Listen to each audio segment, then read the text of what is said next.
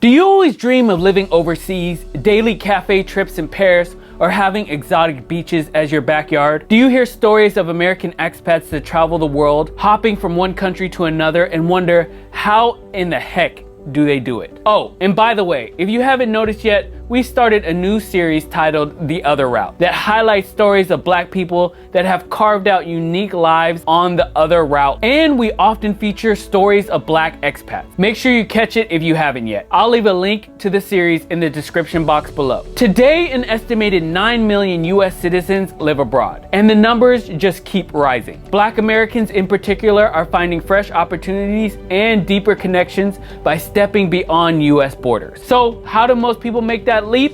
Well, in today's video, we're gonna talk about it. Hi, my name is Jared and welcome to Black Excellence, where we celebrate all the ways Black people pursue excellence in their everyday lives. If you're looking for ways to fuel your own journey of excellence with content on where to live, where to travel, lifestyle trends, and unconventional ways to do it all, you know what to do. Hit that subscribe button and join the circle of excellence. So these are the 5 most common ways expats are living overseas. And number 1, teaching English. One of the easiest gateways to expat life is teaching, especially teaching English. Schools in Asia, the Middle East, and Latin America regularly hire native English speakers. Salaries, of course, vary in different fields. Teachers in South Korea or Japan often earn $20,000 to $35,000 a year with free housing or airfare, while positions in the Gulf states can top $40,000 to $60,000 tax-free. Black Americans have made remarkable strides in this field.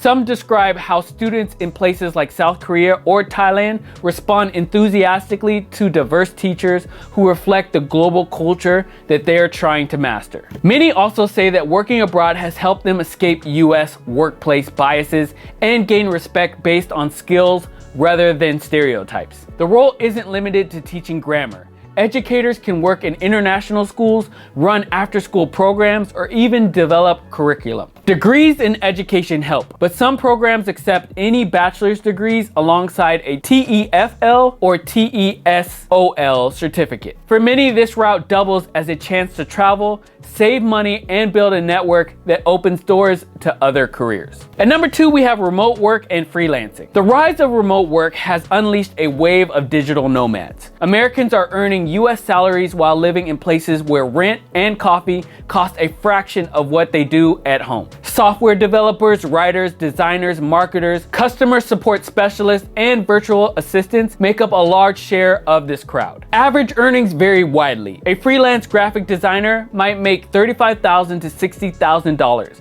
while tech professionals or consultants can clear $80,000 to $120,000 if they land steady contracts. For Black expats, remote work can mean freedom from corporate ceilings and a chance to join global communities built around creativity and entrepreneurship. Some Black nomads say living in cities such as Lisbon, Bali, or Mexico City has allowed them to focus on their craft without consistently navigating racialized stressors back at home. Others leverage social media to teach about cross-cultural living or to build businesses that connect African diaspora travelers. And visas are catching up to the trend. Countries like Portugal, Spain, Barbados, and Costa Rica offer digital nomad or long stay permits to those with steady online income. Combined with reliable Wi-Fi and affordable co-working hubs, this pathway is one of the fastest growing for American expats. At number 3, we have corporate transfers and professional careers. Many Americans go abroad through jobs with multinational companies. Fields like finance, engineering, IT, logistics,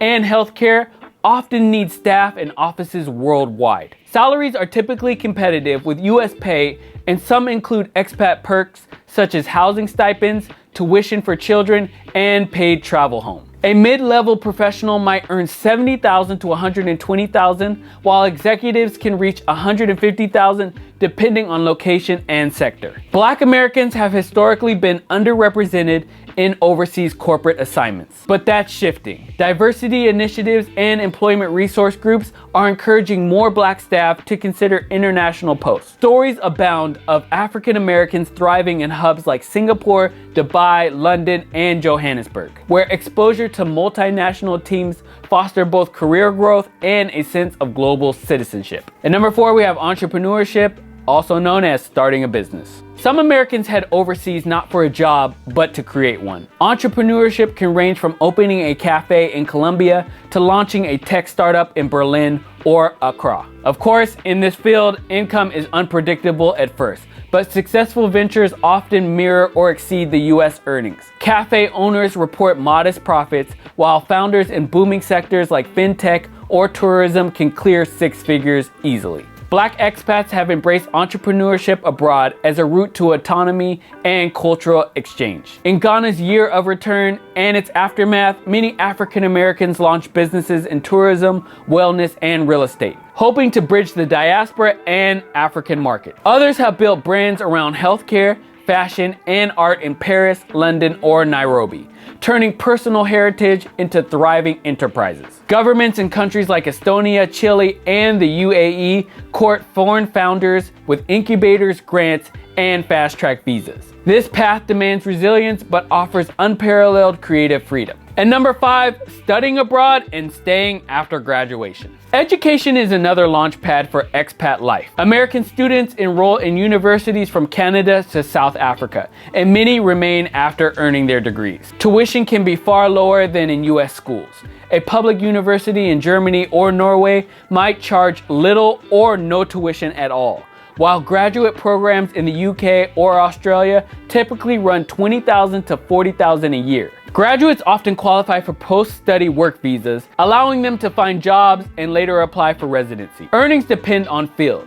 An international MBA graduate might start around $60,000 to $90,000, while engineers or data scientists often make a lot more. Black students abroad frequently cite the experience as liberating. They talk about developing a global network, escaping narrow cultural expectations, and connecting with Black communities in Europe, Africa, or the Caribbean. Alumni groups such as Blacks in Higher Ed Abroad highlight success stories and share strategies for turning degrees into long-term opportunities. Across all 5 paths, Black Americans are expanding the narrative of who and what an expat can be. Data on race among US citizens abroad is limited, but anecdotal evidence and surveys by groups like the Black expat community show growing participation. From solo travelers blogging about life in Vietnam to families settling in Panama, Black expats emphasize that relocating is not about running from problems, but about running towards possibilities.